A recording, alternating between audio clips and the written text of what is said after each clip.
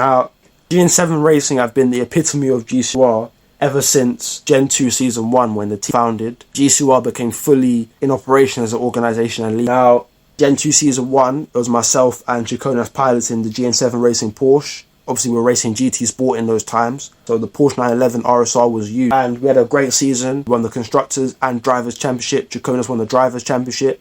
And obviously won the Constructors as a collective. Then in Gen 2 Season 2, Skip Pratt joined the team. Chaconas departed, his own team. And again, great season, Constructors title, second and third in the Drivers. Now, an interesting statistic from that period of time is that GN7 had a podium rate of 55%.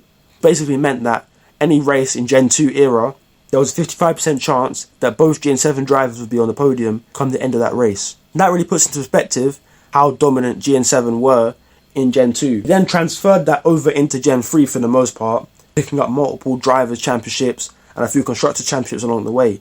So our success has been brilliant since the inception of GCOR as a league, pretty much. Then when the GT7 franchise was expected to start, the new league was put into its paces, everybody expected GN7 to be right at the front of things. And obviously GN7 Porsche were reincarnated, came back to life. And again, the same Porsche 911 RSR from 2017 going to be used. Now, it's safe to say that GN7 have not been the same team that they were in Gen 2 Season 1. The same driver lineup with myself and Chaconas, but we have not been the same since that time, it must be said. And I wanted to go through a couple of reasons why we've not really experienced the same level of success. Now, just to put into perspective what we've done this season, we currently sit top of the constructor standings by a thin, narrow 13-point margin. In the driver standings, we sit second and third. And I'm seemingly out of the drivers' championship pick, but Chaconas is very much in it. But you would expect a team like GN7 to have both drivers in and around the championship conversation as we were in previous. What has happened? Let's give some reasons now as to why I feel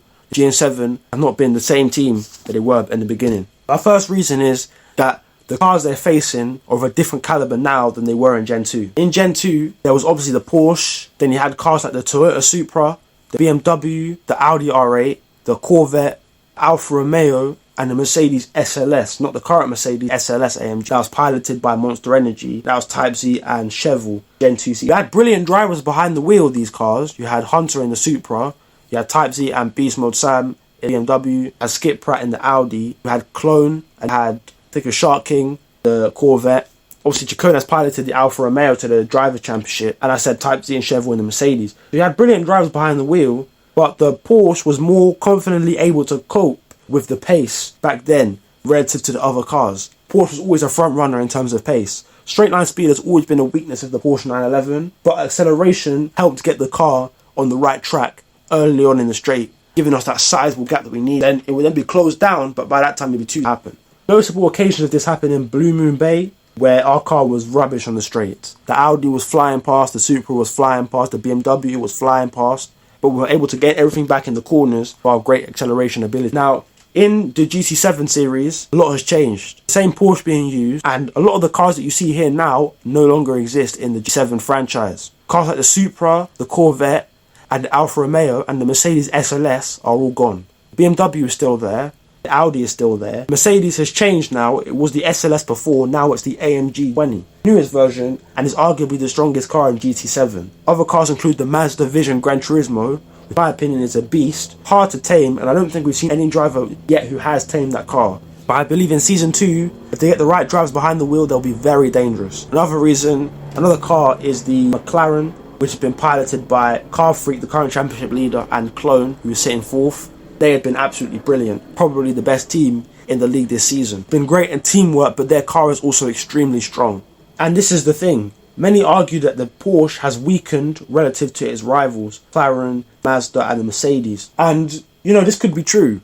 It could be true as the acceleration felt the corner just doesn't quite exist as it did. It does cope a bit better down the straight, but it sacrificed what it had going for it. Acceleration, clearly not there anymore. Straight line speed is there, and I'm glad that it's there, but that's what made the Porsche special. The fact that it lacked straight line speed, but it had such good traction out of the corner. You were able to be confident, more confident on the brakes, more confident on the throttle, because you knew every extra tenth is that little bit more advantage on your opponents. Now you don't really feel that anymore.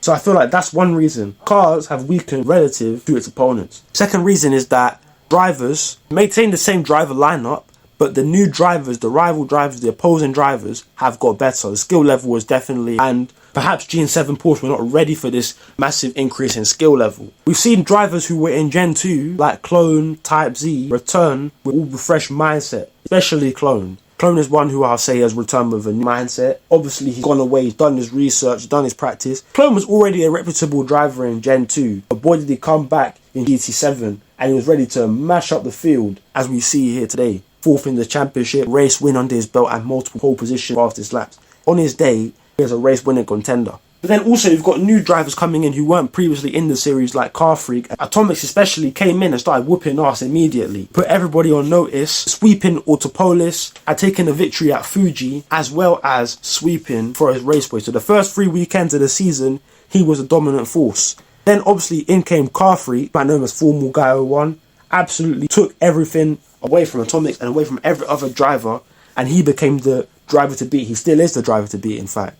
And it's this increase in skill which may have proven to be a shock for GN7 Porsche, and they may not have been able to cope with it. A third reason is just down to plain old bad luck, because you may be able to provide a rebuttal to the previous argument that on their days, myself and Jaconas have been up there. We've been up there testing for wins. I mean, I've got a race win, Jonas has a sprint win. Both have the potential to get the win on the day. We both have poles to our name, fastest lap to our name. But then let's put bad luck as a reason then. Bad luck has been a repeated fixture in GN7 season. And I'm not trying to whine or anything. I'm not trying to, pray for pity or anything. No. I'm not really saying that. I'm just pointing out the obvious. On the list of statistics, I have the most retirements in the season. This season, I have the most retirements out of any driver.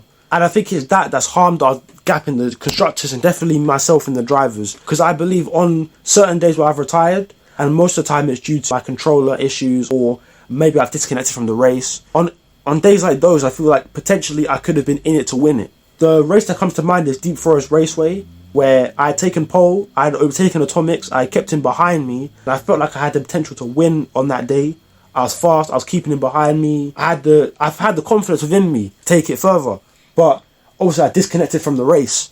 Just like that, the race strategy was flipped on the head, Atomics took the win, boom. And I felt distraught after that. Many other such incidents have occurred. My controller disconnected, and that's ruined my race weekend. It's put me 20 seconds, 30 seconds off the pace. Maybe you sometimes even laps down. Chicone has also had his fair share of bad luck when it comes to incidents and just in general, like badly timed events happening. But this is racing at the end of the day, so you can't really pin it solely down to bad luck. At the end of the day, Earnhardt Racing in McLaren could have had bad luck one day. That's not really going to ruin their season. Have repeated bad luck, get over it and put ourselves in better positions. Ultimately, GN7 are not the same team they used to be. Found ourselves once again playing catch up to our opposition, and with 4 races left of the season now, up to us to try and claw back that advantage. We're also limiting the damage we take in the constructors and helping us to win the drivers once again. That being said, thank you very much for watching, and peace out.